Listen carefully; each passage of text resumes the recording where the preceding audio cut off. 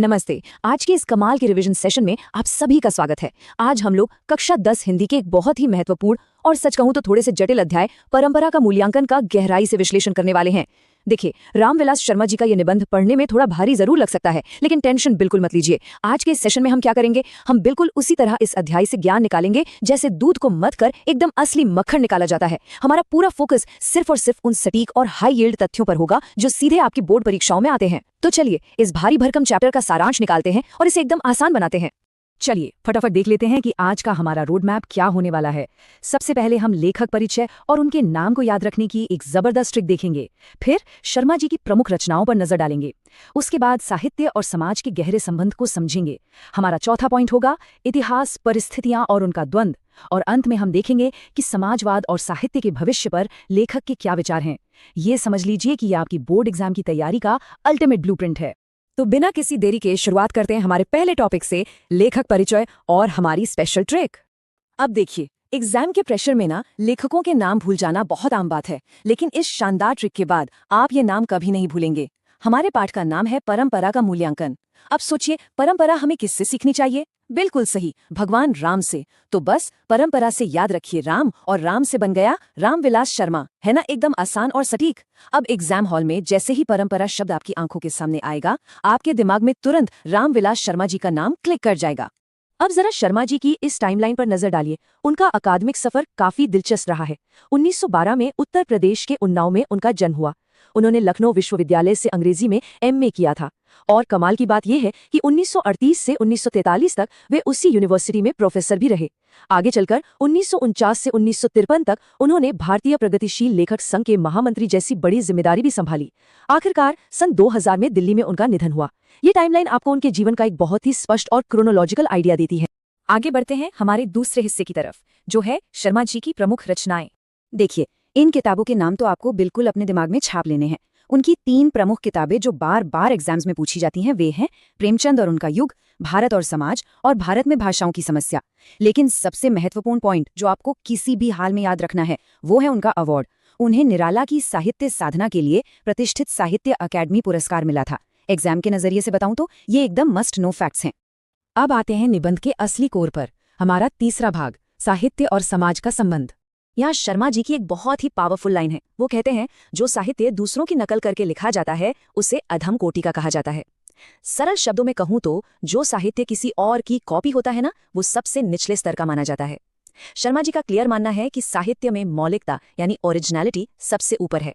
सच्चा साहित्य वही है जो समाज की अपनी असली आवाज हो, ना कि सिर्फ किसी की कार्बन कॉपी।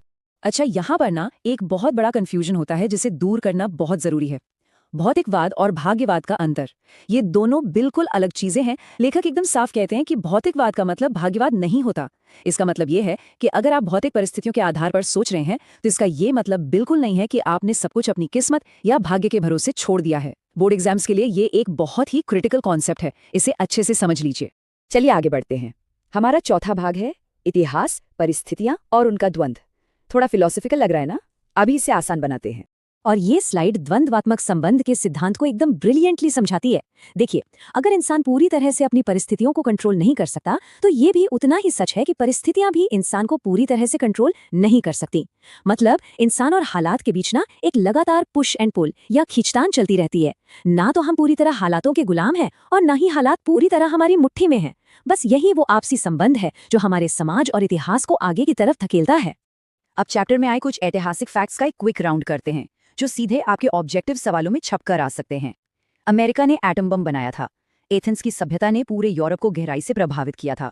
हिटलर ने सोवियत संघ पर हमला किया था। और बात जब रूस की होती है तो लियो टॉल्स्टॉय वहां के सबसे लोकप्रिय साहित्यकार माने जाते हैं। ये चारों पॉइंट्स एकदम टेक्स्ट बुक फैक्ट्स हैं जिन्हें आपको बिल्कुल टिप्स पर रखना है। और अब जो लाइन हम देखने वाले हैं ना, वो एग्जामिनर्स की फेवरेट है। इतिहास का प्रवाह विच्छिन्न और अविच्छिन्न है। मतलब ये टूटा हुआ भी है और लगातार भी है। सुनने में थोड़ा अजीब लगा? देखिए, इसका अर्थ बहुत गहरा है। इतिहास में क्रांतियां और बड़े बदलाव आते हैं जो एक ब्रेक या विच्छिन्नता लाते हैं, लेकिन उसी समय हमारी पुरानी परंपराओं का जो बेस है वो हमेशा बना रहता है, जो इसे अविच्छिन्न या कंटिन्यूअस बनाता है। इस पॉइंट को तो आप डबल स्टार मार्क कर लीजिए। चलिए, अब हम पहुंच गए हैं अपने आखिरी भाग पर, समाजवाद और साहित्य का भविष्य। रामविलास शर्मा जी ने इस निबंध में एक समाजवादी व्यवस्था को लेकर अपने कुछ स्पष्ट तर्क दिए हैं जिन्हें हम यहाँ निष्पक्ष रूप से देख रहे हैं। उनके अनुसार समाजवादी ढांचे में ही देश के संसाधनों का सबसे अच्छा और समान उपयोग सुनिश्चित किया जा सकता है। उनका ये भी तर्क है कि हमारी जो साहित्यिक परंपरा है उसका पूरा ज्ञान केवल इसी व्यवस्था में संभव है। और फाइनली उनका मानना है कि भारत की राष्ट्रीय क्षमता का पूरी तरह से विकास भी एक समाजवादी व्यवस्था के भीतर ही हो सकता है। तो इन सब का निचोड़ क्या है? ये पूरा विश्लेषण आखिरकार एक बहुत ही अहम निष्कर्ष पर आकर रुकता है। साहित्य के निर्माण में प्रगतिशील मनुष्य की भूमिका निर्णायक है। शर्मा जी यहाँ ये साफ कर रहे हैं कि भले ही परिस्थितियां कैसी भी क्यों ना हो, जो इंसान प्रगतिशील है, जो आगे की सोच रखता है, वही आखिर में महान साहित्य का निर्माण करता है। एक अवेयर और प्रोग्रेसिव इंसान ही गेम चेंजर होता है, जो समाज को सही दिशा देता है। तो दोस्तों, इस बेहतरीन अध्याय का पूरा मक्खन निकालने के बाद मैं आपको एक बहुत ही गहरे सवाल के साथ छोड़ना चाहता हूँ। हमारी साहित्यिक परंपरा को समझना प्रगतिशील मस्तिष्कों को समाज का भविष्य संवारने के लिए कैसे सशक्त बनाता है। देखिए, रामविलास शर्मा जी का ये निबंध सिर्फ बीते हुए कल की बात नहीं करता। ये हमें ये सिखाता है कि परंपरा का सही मूल्यांकन करके ही हम एक बहुत ही मजबूत और बेहतर कल बना सकते हैं। इस सवाल पर थोड़ा विचार जरूर कीजिएगा।